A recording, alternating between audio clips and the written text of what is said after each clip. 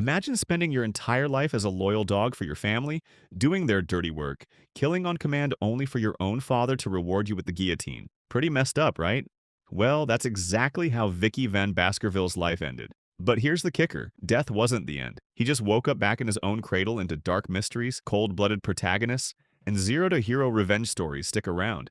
Because this time the Hound isn't gonna bark, he's gonna bite. Let's set the scene. Vicky is kneeling under the cold steel of the guillotine. The charged treason, the real reason. He was just too good at his job and his noble family needed a scapegoat. As the blade drops, his last thought is a curse. If I get one more shot, I'm never living like a dog again. Flash forward and he opens his eyes. No heaven, no hell, just a nursery full of crying babies. He's been regressed. He's a newborn, again, stuck in the same toxic Baskerville family, and then the devil himself walks in. Hugo Les Baskerville, the head of the family, he's looking at these infants like they're literal garbage. He mumbles useless trash until he spots Vicky, while every other kid is screaming their lungs out. Vicky is just staring stone cold. Hugo gets this twisted look on his face and gives a brutal order. Throw him into the cradle of swords. Vicky's blood is boiling, he remembers. In his past life, this is the man who framed him and sent him to his death. Same world, same poisonous family. But Vicky has a different plan this time. Now, the Cradle of Swords isn't some playground. It's a death trap, a literal maze of thousands of razor-sharp blades. If a baby makes it out, their Baskerville material at the end of the maze lies the Styx River. It's a mythical river that turns your skin into iron, but only if the river chooses you. In his first life, Vicky's own brothers pushed him aside. He never even touched the water, but now he's crawling through those blades, getting cut, bleeding out, but his eyes are locked on that river. He's thinking, this time I'm taking everything he dives in. The water feels like molten lead entering his veins. It's pure agony outside. The guards are freaking out, screaming that he's gonna die. But Hugo, he's just watching with this creepy smirk. He asked his butler, how long has it been? 7 minutes, sir. Hugo laughs, thinking the kid is dead. He even shouts, Vicky, that's enough, come out. But Vicky isn't listening. But Vicky? He's underwater, swallowing every drop of that power until his bones feel like steel. He's not leaving until he's drained the river dry. Hugo eventually pulls him out himself, and he's actually shocked. This bastard. Son didn't just survive. He's already growing teeth. Vicky is drifting in and out of consciousness, but inside his head he's making a promise. Hugo, I'm going to use these teeth to rip your legacy apart.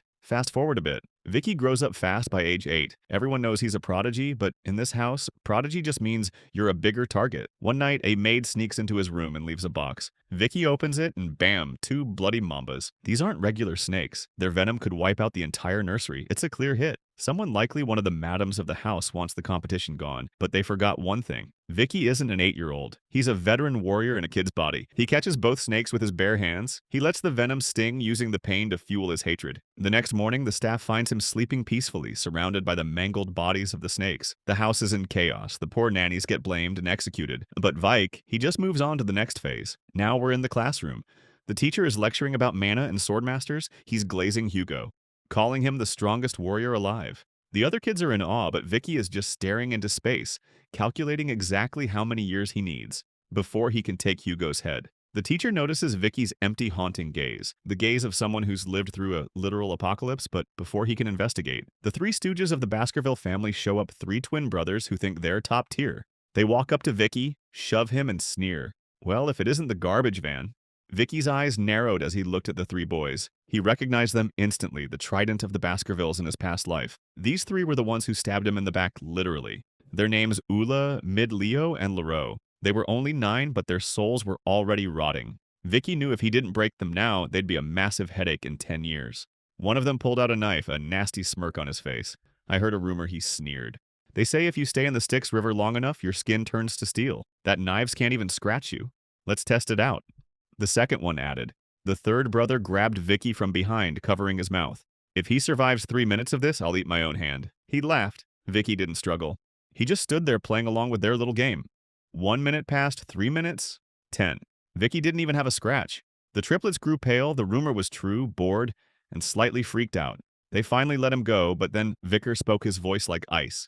You remember what you said, right about eating your hand?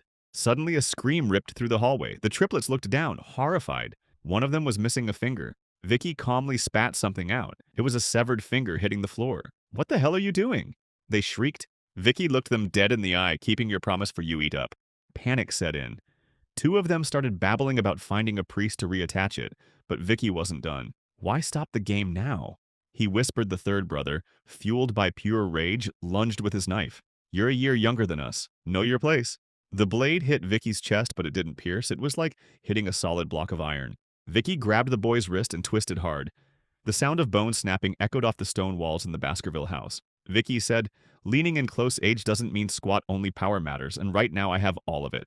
He left them huddled on the floor, broken and defeated. No mercy, no pity. Just a cold, predatory stare. "The doctors will fix you up," Vicky said flatly. "But don't think about telling anyone this pain. It's your best teacher." Then he threw a bone-chilling curveball. "Actually, I'm feeling generous. I'll let one of you leave this room unscathed." The triplets looked up, a glimmer of hope in their eyes. Then Vicky tossed a shimmering knife onto the floor between them. "I'll let you three decide who gets to go." He turned toward the door, then paused with a twisted smile. "Decide fast. I'm not a patient man. At least one of you should survive." Right as he walked out and closed the door, the sounds began. Shoves, screams, nails clawing at skin.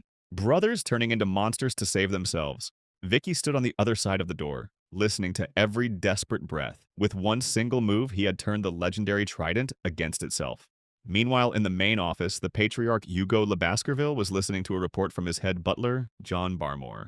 They were discussing territory disputes until the topic shifted to the juvenile fortress evaluations. Master Veer took the highest score on the written exam, Barrymore reported. Hugo gave a rare, slight smile. Good, but Barrymore's face went stiff.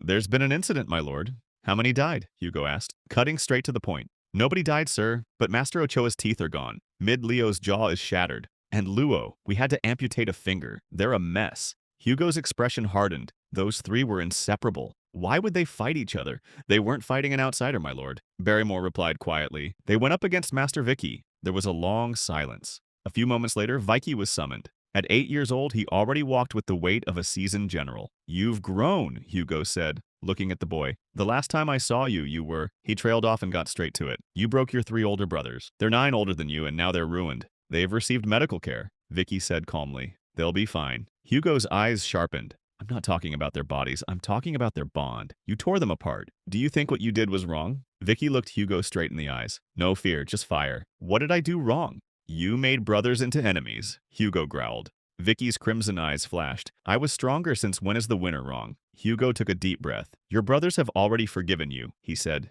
testing the boy.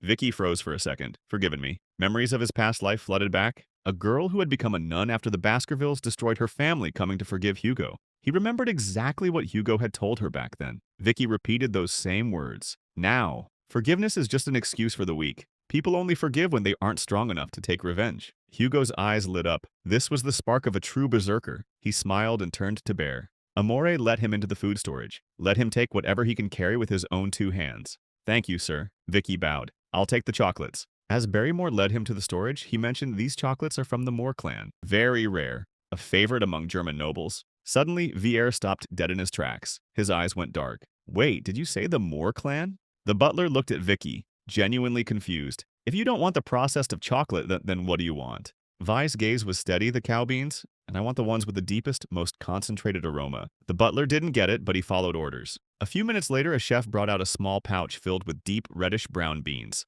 These weren't your average snacks. They were bloody beans. One of these tiny things could produce 100 liters of chocolate. They were bitter, intense, and borderline medicinal. Vicky picked one up and popped it into his mouth. He chewed it slowly, his face completely expressionless. The chef was horrified. "Sir, those are raw. The bitterness is overwhelming." The butler watched in awe, thinking, this kid must really love chocolate to endure that kind of bitterness. He offered to have them processed and sent to Vicky's room, but Vicky just shook his head. "No, I'll take them as they are." What they didn't realize was that Vicky wasn't looking for a treat. He was looking for a tactical edge. In 5 days, the practical exams were starting, and he already had a plan. But something was coming, something catastrophic that would shake the very foundations of the Baskerville clan. See, the world knows the Baskervilles. As the Berserker clan, their training is borderline inhuman. The moment a child learns to walk, they're pushed. They're made to run up steep cliffs without stopping. They don't sleep in beds. They sleep next to monster carcasses, so their minds get used to the scent of death. And at age 8, the real nightmare begins. They're called young hounds. They're sent to the LT Lane Mountain. It's a place where the air itself feels like a threat, and a predator hides behind every jagged rock. Vikir stood at the base of the mountain with the other young masters. His pouch of cacao beans tucked away facing them was Pava van Baskerville, known as the Shadow Dog. His voice boomed across the line. "Wait, this is a 1-month survival test. Kill monsters, stay alive, but points aren't just for survival." He laid out the brutal scoring. 10 points for living, 30. if you aren't crippled, 50 if you take out a rival, and 70 if you hunt a monster. 90 points is the maximum real score. Why? Because according to Hugo, a swordsman dies the moment he thinks he's perfect. 100 points don't exist. You all have a badge. Pava warned, steal someone else's, and you get a bonus die and you get 0 and stay out of the lure zone. That's restricted. It's full of things you aren't ready for. As the bell rang, the kids scattered like rats. Some looked for high ground, others for caves. Everyone wanted an early lead. The triplets were already arguing, their egos clashing before they even hit the tree line. Pa, a watch from a cliff, worried about casualties. Meanwhile, a shadow dog was assigned to follow Vicky. He expected the genius to go on a killing spree, but he was baffled. Vicky didn't head for the monsters. He headed straight for the restricted area. Vicky stopped at a massive old tree, felt the soil and smiled soft ground, perfect for a camp. The shadow dog watching him was frustrated. Is this kid serious? Everyone else is fighting for their lives and he's setting up a tent, and that's where the story takes a massive turn. Our protagonist is backed into a corner and the real battle is only just beginning. If you want to see how this unfolds in the next part, make sure to subscribe and hit that bell icon so you don't miss a single update. What are your theories on that ending? Drop a comment below and let's talk about it. Thanks for watching, and I'll see you in the next one.